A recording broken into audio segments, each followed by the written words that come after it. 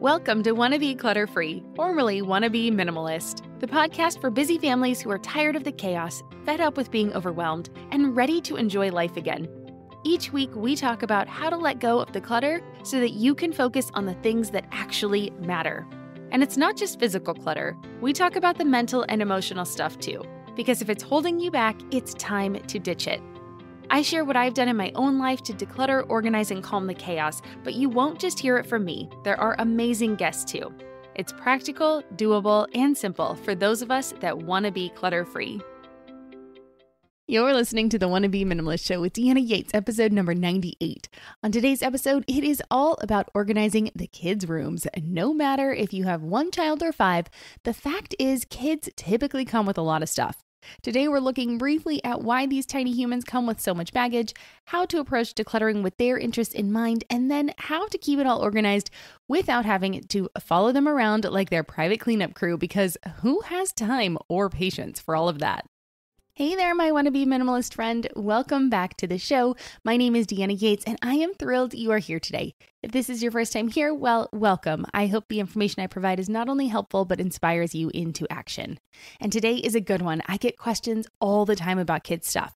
It seems like the smallest among us have the most stuff, or at least the most in-your-face stuff. Look, I get it. It is easy to accumulate toys, little clothes, books, games. Kids grow fast, and each stage comes with new belongings. And today's episode really is inspired because I just reorganized my daughter's closet. And I'm going to be honest with you too, because just because I am a minimalist doesn't necessarily mean that my daughter is. Most kids aren't, especially if they are not asked to limit their possessions. I say this not to burst your bubble, but more to lay down the reality of the situation. If your child has never been given boundaries around their stuff, it's going to be really difficult to go from a whole house stuffed to the rafters with toys, gadgets, gizmos, and squishies to those sparse Instagram images that you might be coveting.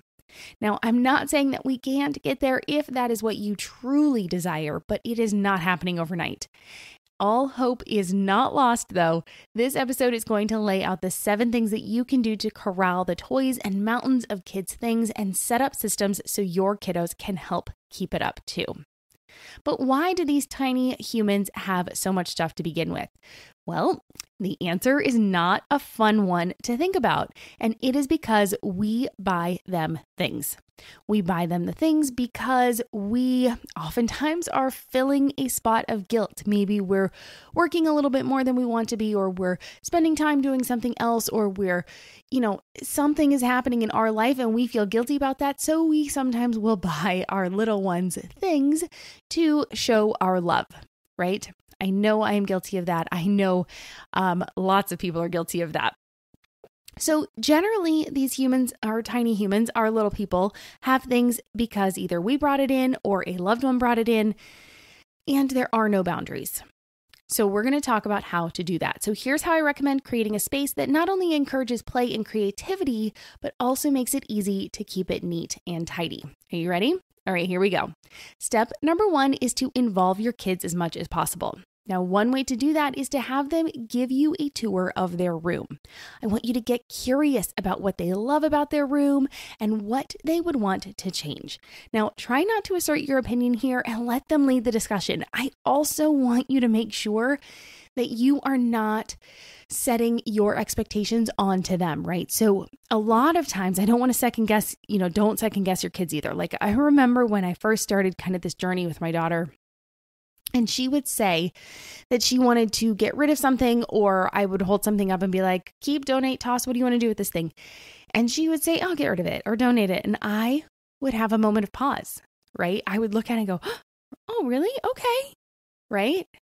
So right now I'm second guessing her decision, and it makes her confused. She just starts to lose trust in herself and doesn't know what to do. So make sure that when you are getting your kids involved, you are letting them lead the process and take their opinion, right? Do not assert your own, take theirs, let them lead. And if they say toss it, go ahead and get rid of it. Now, if you know in the bottom of your heart, you know deep down that they are going to regret this decision, do not say anything. Put it off on the side later and hold it And you will have to decide at a later time if you bring it back out, or if you say, I'm sorry, sweetheart, you made the decision to let that go. So you're going to have to decide depending on what that toy is. We cannot make a blanket statement right now, but definitely keep that ace in your pocket in case it's something that is going to come back and bite you in the behind. All right. So a little bit of soapbox there, but I want you to think about this from their eyes, because you might find out that they have outgrown a toy that you thought they loved, or that they really want an area for a new interest in their room that you weren't even privy to yet. So here are some questions that you can ask to get your kids involved. What do you love about your room? What is your favorite thing in here? What do you like to do in your room? What is something that you want to change about your room? And what are some things that you no longer play with? These questions will help set the tone and just be more curious about what is happening and what your child really wants to have happen in their room. Step 2 is to map out a plan. So once you have an idea of how your child or your children use their room or rooms, really depends. This can be for sibling sharing a room. This can be an individual room. This could be a playroom. This could be all sorts of things. This works for any room that you're in. So I want you to create a plan together. But first, you have to know how much space you're actually working with. So there are a couple different ways you can do this. You can take a picture and you can print it out so that you can mark it up and draw on it. Or you can make a sketch or a floor plan of the space. Now, I am one of those weirdos that loves to geek out on floor plans, so I prefer to make a sketch so that I can get an idea of how things look on paper. It helps me cut through the visual noise that often shows up in photos.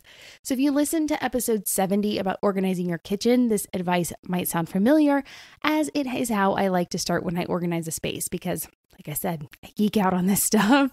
So the idea behind this plan is that with proper planning, there is less work to do later, and you can get buy-in from your child in the beginning so that you can have and set this vision and like this idea of what the room's going to look like at the end, so that you can keep them on board when you're working and you're all getting tired and you need a break, because they will need a break. Okay. You will too. All right, so if drawing is not your thing and you don't like to geek out on floor plans like I do, at the very least, you can draw a square or a rectangle on a piece of paper and use this step to estimate the zones that you will create in the space. And that brings us to step number 3, which is to think like a daycare center. So this one's a little strange. What I mean by this is to create the zones in the room to keep like things together. So you've got your plan, right? You've got your piece of paper with the sketch of the room, or just a square or rectangle. This step is to zone it out. So a zone is basically one area where a certain type of item is stored, used, play with, and found, right?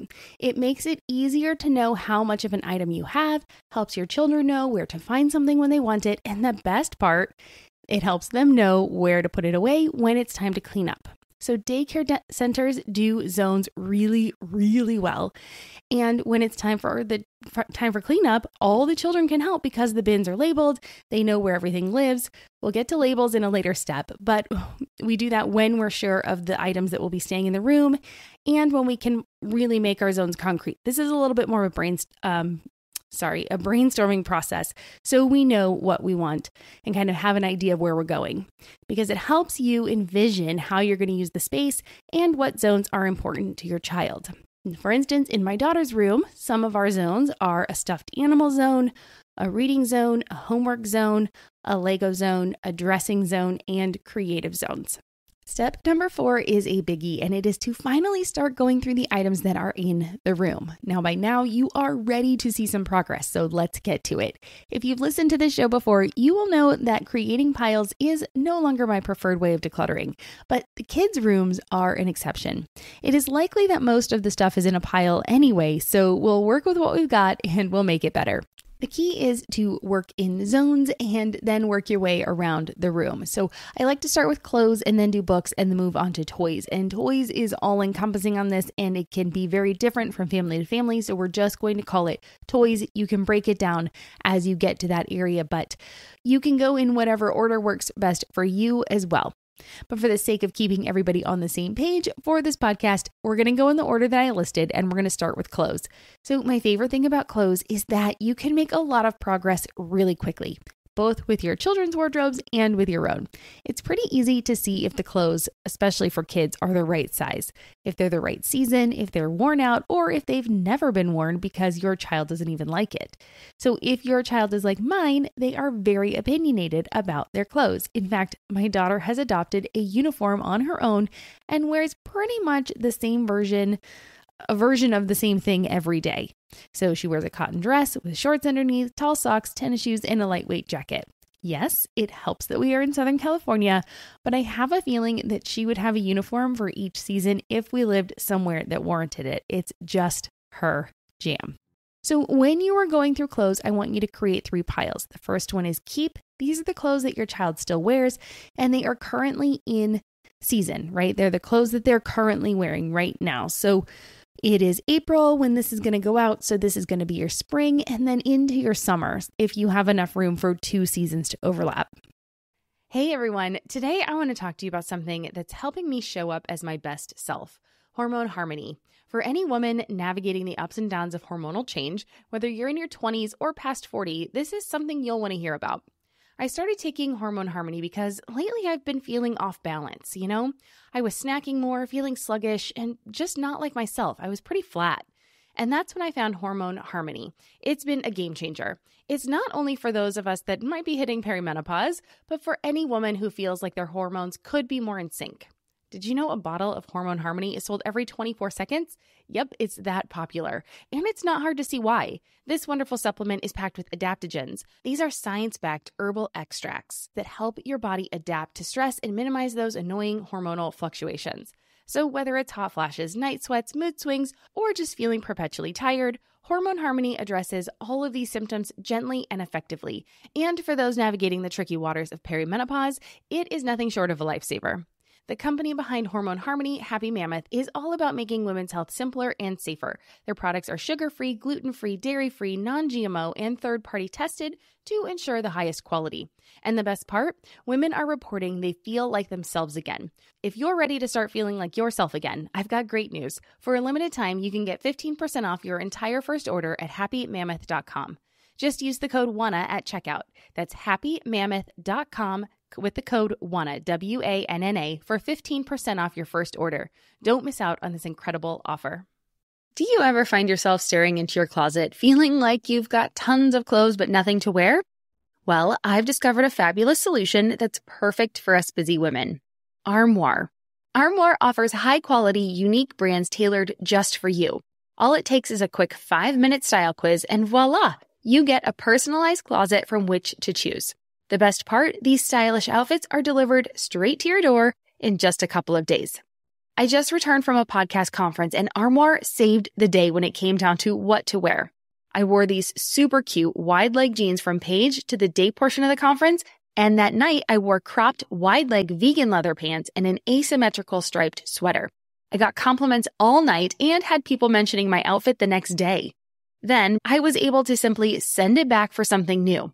No clutter, no fuss, no special laundry. And it's not just about looking good, it's about feeling good too. Armoire is all about sustainable fashion, so you can stay trendy without the waste. Plus, it's women-founded and led, supporting women designers and aligning perfectly with our values of empowerment and community.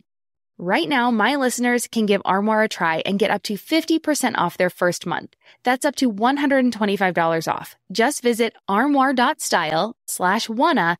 That's armoire.style, ARMOIRE.style/wanna to get up to 50% off your first month. And never worry about what to wear again. Try Armoire today. Then the second pile is the donate pile. And these are the obvious clothes that they have outgrown, but I also want you to declutter the clothes that are out of the season and won't fit your child next year. So if you have any winter clothes that are they're appropriate size-wise, but they're not going to fit next year for next winter, I want you to go ahead and declutter those. You might want to keep one set of off-season clothing just in case you live somewhere where the weather can get a little funky, because you obviously don't want to have to run out and buy a long sleeve shirt if the weather changes, but you just want to keep that into mind, right? Don't keep a lot of things, or just keep the next year's season for the next size up and have them wear something big if they have to, right? Okay, that always works with kids. It's much easier with kids than it is with adults. So I have found that my daughter's opinion about an uncomfortable outfit isn't going to change, right? Okay, so let's move past this. Let's talk about what happens if you have clothes in there that are cute, you like, but your kid doesn't want to wear them. Guess what? They're never going to want to wear them. No matter how cute you think they are, no matter how expensive they were, whatever, it works best to just get rid of them, pass them on, because if they're not wearing them yet, they're never going to wear them. So you might as well let somebody else enjoy them while they're still in season. All right, so then you're going to put all of these items into a donation bin right away. And I actually prefer to use a box. So throughout this process, when you're decluttering, I want you to use a black bag for anything that is garbage, worn out, anything that's not donatable. I want you to use a cardboard box for anything that you're going to donate so that you can fold it up and get rid of it right away. You don't have to worry about it. You don't have to put these things in a pile and then rebox them up, because that pile will just get shoved off to the corner. Your child will come in and take something out of that pile. Trust me, use a cardboard box. And then the final pile of clothing that we're going to talk about today is future clothing. So we're going to put away or store clothes that you are wanting to either hand down to another child or something that's going to fit in an upcoming season. We talked about this briefly, but you can also store clothes that hold a significant emotional value, but I want you to try to keep this to a limited amount. I know a lot of people ask me this stuff when they say like, well, what about clothes that that really are just special? How special are they? Are they really that special? Are you really going to care in 5 years to look back on a whole drawer full of stuff? Maybe keep the one piece. I have one piece. If you've ever seen a video of me or a picture of me in my office, I have one piece of the first piece of clothing we bought my daughter when she was in utero. We were 6 weeks pregnant. We were in Paris, and it's the outfit she wore home from the hospital. So that is hanging on my wall. I turned it into a piece of art, and it's a conversation piece I talk about all the time, and I absolutely love it. I haven't really saved anything else, and it's okay. Like, I have pictures of her in clothes. I don't need to actually keep the clothes. What am I going to do with them? So that is just my little soapbox there on saving sentimental clothes. All right, sorry. But for these future clothes that you are keeping for either a child that's growing up or for a future season, I want you to label them. I want you to put them either in a bin, a box, or a storage bag. I want you to write the sizes and the season on them so that you remember to get them out on time, because I have sadly been that person who had items stored away for future use and they never got used because it wasn't labeled. I thought, oh, for sure I will remember these things are here. And guess what? Never remembered. So learn from me and don't let that be you. Have a designated place for these items and then check in on them from each season. So every time you go in to declutter your child's closet, I want you to do it twice a year. I want you to do it before this, spring, summer, and then again, fall, winter.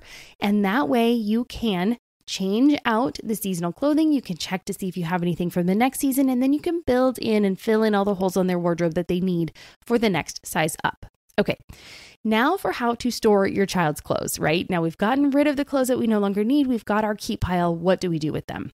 Well, fabric storage totes with handles work great for storing kids' clothes. In fact, this is what we use in my home. The clothes are folded and stored vertically, a la the KonMari method. And so when the drawer is open, you can see everything in there. You don't have to dig in. You don't have to dig through the piles. You don't have to mess them up. My daughter can reach right in, grab a dress, and be done with it. We only hang a few items, and really those are the kinds of things that aren't worn very often, but they're like a fancy dress and that kind of stuff. So if we have a dress up event to go to, we have the one dress we'll need. Now, you could also use a dresser if you have one. Drawers work very similarly. We just happen to use the fabric storage totes because they fit in the space we have. Just try to keep like clothing together to make it easier for your child to get dressed. So we have one bin with her dresses and shorts, one bin for pajamas, one bin for undergarments and socks, one bin for pants and long sleeve items, and then one bin for sweaters. This way she can dip into the clothes for chillier weather as it's needed, and everything stays neater because she's only searching for one category of things at a time, right? And I will give you a little hack here to help with clothes storage and keeping areas in your child's room neat. Before we moved, our daughter had a regular twin bed. Now, we used the space under her bed to put those fabric storage bins with her clothes inside so that she could hop out of bed, pull out the bin, and get dressed. It was great because it freed up space in her room as we didn't need a dresser or the actual, like the metal rack that these bins go in. And it kept things from being stored or stashed under her bed, which, come on, we all know that that is the black hole where toys go to make friends with dust bunnies, right? So it really served double duty. It was great. And then, kids don't necessarily like to see the dark space under their bed at night. So it kind of kept that under wraps too. So one final tip with clothing: as you find clothes that are worn out or stained, I want you to throw them away. Remember, if it's not wearable, if you wouldn't want your child in it wearing it, don't donate it. Nobody else does either. Okay, now let's move on to books. I guess we're going to call this step 4B, right? So I have found that as my daughter matures as a reader, we actually read more, but we actually keep fewer books. So the library is our biggest friend, and we have a rotating pile of books that she reads before each bed, reads in bed each night before she goes to sleep. Okay. Honestly, use your library if you can. I mean, it is great to be able to return the books. It helps keep clutter at bay. It saves us a ton of money. It gives us something to do. I love the physicality of being able to go and just browse the library and see if we can stumble upon a new read. We can talk to the librarians. It's wonderful. And if your child is like mine, it feels like once something has entered your home, it is 10 times or honestly 100 times harder to get it out. I mean, heck, that's all of us really. So I let the library be the quote unquote bad guy. So other people have the book on hold, so we need to get it back so we can get new books. Somebody else can read it. Don't we want to share this? That kind of mentality with the library. I love being able to kind of have that sharing and communal sense with our neighbors. Now, when there is a book that your child falls in love with, over here, I'm definitely looking and talking about Harry Potter. Our daughter is obsessed. Purchasing a nice set as a birthday gift or a holiday gift can be a really good idea because I already know that she loves it. She'll appreciate it, and she's probably going to read it again. Now, if I think it's a series she's not going to read again, I'm just going to go ahead and just say that was fun to read, but we don't need to own it, right? So if there's not room for new books in your house, then we can't bring new books in. But if you do have space, or you can teach a child one in, one out, this works really well. We'll talk about that a little bit more in a minute. Another place we love to donate books is with the Little Library. Now, if you don't have these in your neighborhood, take a look around. I think you can go to littlelibrary.com. I will look for the link and put it in the show notes. But these are wooden boxes. They look a little bit like a birdhouse, and people set these up in their yards where their neighbors can either donate books or they can take a book. It's kind of like the give a penny, take a penny type of thing, but with books. So we love walking to our local one and leaving books for our neighborhood. It's kind of like a treasure hunt too, because you never know what might be in there for us to discover. So we'll bring a book, we'll leave a book, we'll see if there's anything in there. I found a few books for me. I like to just be able to read them and then I return them. And it's great because I know it's just a temporary thing I have in my house and I know I have a place to take it back. But how do you determine what books to keep? Well, for us, we use the container method. This is what I was talking about a little bit a minute ago.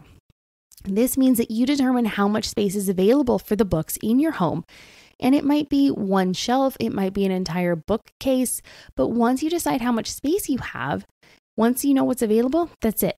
You only get to keep what fits in that space. And you will be surprised at how well this can work with kids. You tell them they can put whatever books they want in the space available. But once it is full, they will have to swap something out if they want to keep something that's not already on the shelf. I want you to be firm but gentle throughout this process, and it will go well. Do not hem or haw, don't give in. Don't be like, well, maybe we can squeeze one here, Your kids are going to test you, but as long as you stand your ground, you show empathy and you say, I'm sorry, honey, this is the amount of room we have for books. So we're going to have to decide, do you like this book better than any of those that are on the shelf now? To make it look nice and organized, you can line your books up by color or by height. My daughter prefers height, so that is what we do. All right, so now, once your clothes and your books have been decluttered and organized, it's time to tackle the rest. Now, this is going to be 4C. I called it toys earlier, but really it includes everything else that's left. This is going to be toys, art supplies, treasures, games, stuffed animals, and anything else that lives in your child's room. It is a big category because every family and child is different. So I want you to take a deep breath. I want you to ask your kids to pile up the toys that are on the floor and around their room. And I want you to make it fun and get silly. Go ahead, act like a bulldozer, shove it all into the middle. Seriously, if your kid's room has turned into a total pigsty anyway, and you can barely see the floor, then this is going to be the quickest way to deal with them. So pile them all into the middle of the room and just get to sorting. I do have a little good news. If your child's room is looking like this, right? That means that the toys that are on the floor are likely their favorite toys because those are the ones that have been played with the most. They haven't been put back. Those are the ones they go to time and time again. Those that are still on the shelves need a little more investigation. You want to ask if they're there because they no longer enjoy playing with those toys, or is it because they couldn't reach them? And I'll give you an idea for what to do with these toys when we get to another, I think it's step 6, actually it's step 7. I'm Margaret. And I'm Amy. And together we host the podcast, What Fresh Hell? Laughing in the Face of Motherhood. Margaret, I would say you're sort of a where are my keys kind of mom. Correct. Sometimes a where are my kids kind of mom.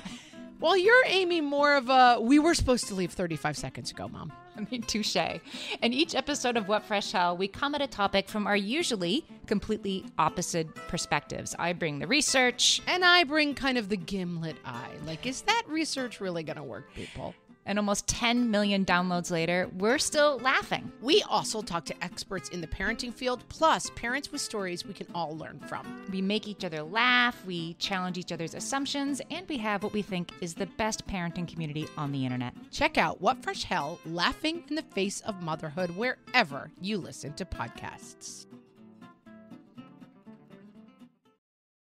And so I'll give you, some ideas for what to do with those toys that you're not quite sure about in just a minute. But as you go through the toys, I want you to be sure that you toss your broken toys or toys that are missing. Anything that's missing important pieces, go ahead and get rid of those. They're broken. They're not whole. You've got plenty more, right? Okay. So one of my pro tips when it comes to toys is to keep special treasures in their own small bin. Now, you know these treasures that I'm talking about. They are the knickknacks, the doodads that they get from birthday parties, fairs, Kinder eggs, the dentist. They are the bane of all minimalist existence, right? The best part is that once that bin is full, your kids have to swap something out in order to keep the new one. Again, this is that container method. It is a great lesson for later in life because using that one in, one out method, it really helps you also as an adult because I've got this much space. It's already full. What's going out so I can get the new?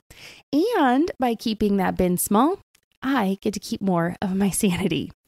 The next part to sorting is to keep like categories together. So here's where those piles come in, as well as your room plan from step 2 and your zones from step 3. So as you're creating your piles of categories like art supplies, stuffed animals, building toys, etc., you can ask your child to put them in the zones, starting with their favorite. And when that container is full, again, that container method, they have to decide if they want to swap something out or if you can change out full categories or zones if you feel it's necessary. I'm going to refer back to step 7 if this is the case. So remember, items that they are ready to part with are going to go in your cardboard box. This is your donation box. This is the get it out of the house box. Real easy. Anything that's not in good enough condition to be donated is going to go in your garbage bag. Okay, that was step 4. That is the big one. That is the decluttering. And we cannot have an organized space until we declutter because you cannot organize clutter. You cannot organize the mess and the chaos. So we get rid of it so we can move on and have the home that we want to have. All right, you are almost at the finish line, okay? Your room should really feel like it's coming together at this point. So here is when I want you to make sure that you give the room a quick clean. So before you put anything away, I want to make sure that you're wiping down and you're cleaning all those surfaces. I want you to dust the tops of your dressers, each shelf, all the flat surfaces. Start at the top and work your way down because you are going to end with vacuuming or mopping the floor. And of course, don't forget to get under the bed. Once that is done, we're going to move to step 6, which is to put everything away in their home. This is the secret to getting a space organized and keeping it that way.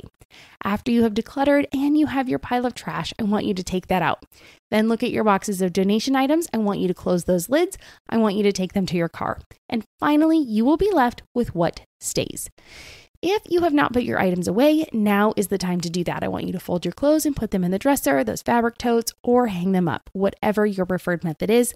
I want you to put the books on the shelves or the picture ledges, however you are going to be storing those. And I want you to put the toys in the bins, baskets, or zones where they belong. In each of those zones, you are going to determine how much space you have available. It might be 1 or 2 shelves on the bookcase for the reading area, a hammock or a beanbag cover for the stuffed animals, a bin for each of the toys like cars, dolls, music, Lego, art, etc., a dresser for the dressing zone, and so on. The idea is to create the boundaries before you start to fill them up, and this is vital to your success. There is a finite space in your child's room, so you have to set the boundaries first. Now, you started with this already when you mapped out the zones in step 3, but this is where it becomes real. So before, it was a plan, it was an idea, it was a brainstorm. Now it is reality based on how much stuff you have left to put away. And this is also the time where those labels come out. We talked about this in the daycare center. The daycares have the labels so the children know what they're doing. So if your children are little or they're not reading yet, picture labels are fantastic. If your child can read, then go ahead and use word labels so that they know where things go. It does not have to be fancy. It literally could be written on a piece of masking tape. It could be, drawn out on a index card and taped up. It doesn't have to be crazy fancy. Just simple and make it work. And this is going to make it much easier for your children to help in the cleanup process. Now, if things are going to be stored on a shelf, I want you to label the shelf. If they're going to be stored in a bin and things with lots of little pieces and parts really should be stored in a bin or a box, I want you to label the bin. I want you to feel free to have temporary homes too, because again, this is a work in process. This is not a one and done. We'll talk about that in a second. But my daughter likes to make things out of paper airplanes, fortune tellers, origami. There are always little bits of paper everywhere in our house. So we have a clear shoebox in her closet where she keeps these items. I look at this place as a temporary home because she's always changing things out. She's changing out what's in there. She makes new creations, throws old ones away, whatever. But it's a place where the paper creations live, no matter what form they take this week, okay? Another important part to this step is regarding the language that you use as you clean up. And as you put these items away, I want to encourage you to use positive language when you're working through this with your kids. No one likes to be told what to do or to clean their room, right? Nobody likes that. That makes everybody cringe. But kids do like to imagine, and most kids give their things personality and life. And that is why I like to ask kids where they want their items to live or to sleep at night. You've already made the categories to the things, so the crayons are going to stay with the art supplies, and they're not going to end up with the stuffed animals. But I want you to give your kids some ownership here so that they buy in when it's time to tidy up in the future. Remember, you are on the same team with them, so work with your teammate, cheer them on, and use your positive language. And that brings us to step number 7, which is the final step, which is to create a toy rotation. Guess what? This step is not going to be necessary for everyone, but if you find that you have too many toys to fit in the container spaces and homes that you've designated as appropriate, well, rotating out toys can be a life-saving trick to have up your sleeve. So I want you to grab a few plastic bins and I want you to put in the toys that didn't make the cut to stay in the spaces allotted this time around. That maybe they're toys that were on the shelf that were out of reach, but they're still loved. Maybe it's a toy that your child is having a hard time letting go of. Maybe it's something that they're like, nobody really want to keep it. And you say, well, you know what? It's okay. We're going to put it here and we're going to get it back out in a little bit. I want you to look for other items in the same category. So for instance, your blocks, your Legos, your Barbie, your Little Life pets, whatever they have. The idea is that this whole category can be put in a toy rotation. So when it's out of sight, you take it away, you put it out of sight, and then it becomes out of mind for a period of time. And I want you to label these bins so that you remember what's in them, and I want you to store them elsewhere. I want you to put them in the garage, up in a closet, in the basement. It's important that your children can't see them on a regular basis. If they glance at them one time or whatever, that's fine. But I don't want it to be like in their closet so that they think about it all the time. I want it to be a surprise when it comes back out. And then when your child starts to become a little bit bored with the current set of toys in their room, you can rotate out some of these toys and replace, them with those that are tucked away in a bin. Generally, I get out the entire category. Does that make sense? That's why I do the category, so that it's like, whoa, they've likely forgotten about them. And these toys are going to be just as exciting as bringing in brand new toys because they haven't played with them in a while. Trust me, toys don't have to be brand new and out of a box, out of a package for them to be exciting, right? They can be toys that they've had before and they just haven't played with in a while. And this way, it's also a really good way to transition into minimalism because each time you rotate out the toys, you can declutter some that are no longer in great condition, or maybe your child's ready to move on and let go of those toys, or maybe they just decided, you know what, I don't actually really want to play with that anymore. So they're willing to declutter it.